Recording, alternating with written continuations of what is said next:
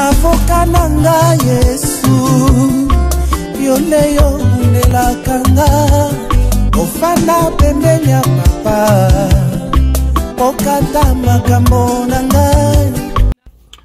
Shalom bien-aimés dans le Seigneur, que la paix de Dieu soit avec vous, que Dieu vous garde, qu'il vous protège, qu'il garde également la maison de tout un chacun de vous. Et nous voulons partager pendant 5-6 minutes sur la manière dont on peut obtenir le soutien de Dieu. Comment Dieu peut-il intervenir quand vous avez des problèmes, quand vous avez des difficultés, quand vous êtes en train de passer des moments les plus difficiles, lorsque rien ne marche dans ta vie, lorsque rien ne marche dans ta maison, lorsque rien ne marche dans ton foyer, dans ton projet, et que rien ne marche.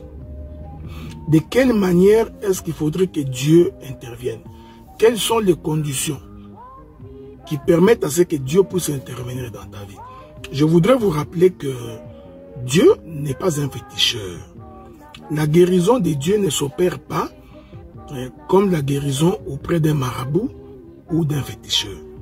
C'est comme qui dirait, vous allez chez les féticheurs, vous exposez votre problème, les féticheurs vous donnent des gris-gris, il vous prodigue quelques conseils, il fait des incantations et il conclut que tout va aller pour le mieux.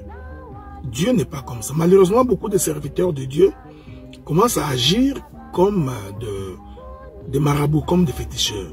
Beaucoup de serviteurs de Dieu commencent à agir véritablement comme des charlatans.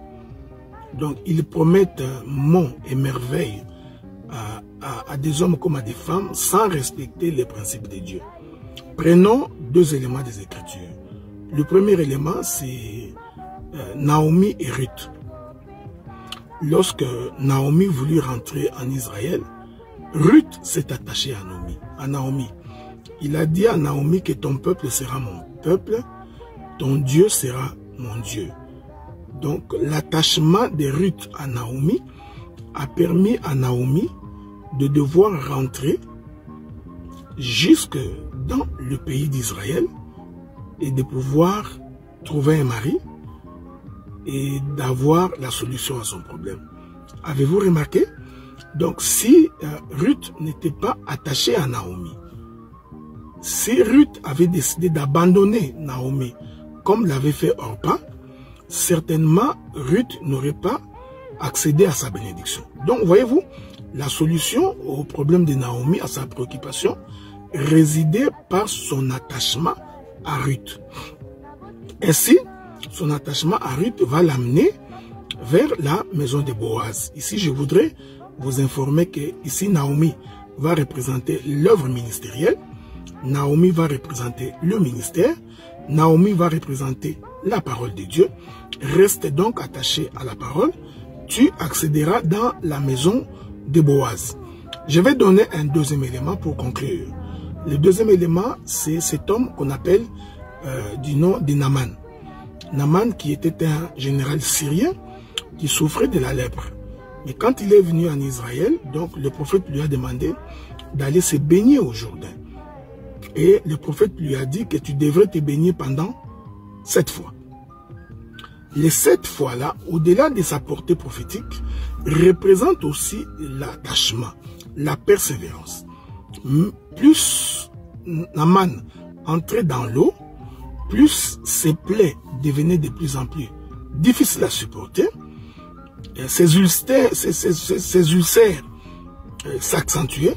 Cependant, son attachement au Jourdain, donc son attachement à la recommandation du prophète, a fait en sorte que finalement, Naaman, le Syrien, a été guéri. Ce que je voudrais dire à quelqu'un cet après-midi, ou ce soir, ou ce matin, tout dépendra de l'heure à laquelle vous nous suivrez. Ce que je voudrais dire, que la solution à ton problème réside dans l'attachement à la parole, réside dans l'attachement à Dieu. Donc ne viens pas à Dieu comme si tu allais dans la maison d'un féticheur. Tu viens juste pour avoir la solution à ton problème et tu t'en vas. Dieu n'agit pas comme ça. Les gens qui abandonnent le culte, les gens qui abandonnent la prière, les gens qui abandonnent la vie de Dieu, les gens qui sont tantôt froids, tantôt chauds, qui ne sont ni froids ni chauds, qui sont tièdes, l'Écriture dit que Dieu vous vomira. Ce que je voudrais vous prodiguer comme conseil, comme exhortation, c'est que restez attachés à Dieu, à la parole, à la vie de la prière.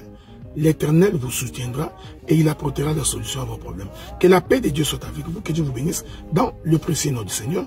Bonne soirée à vous.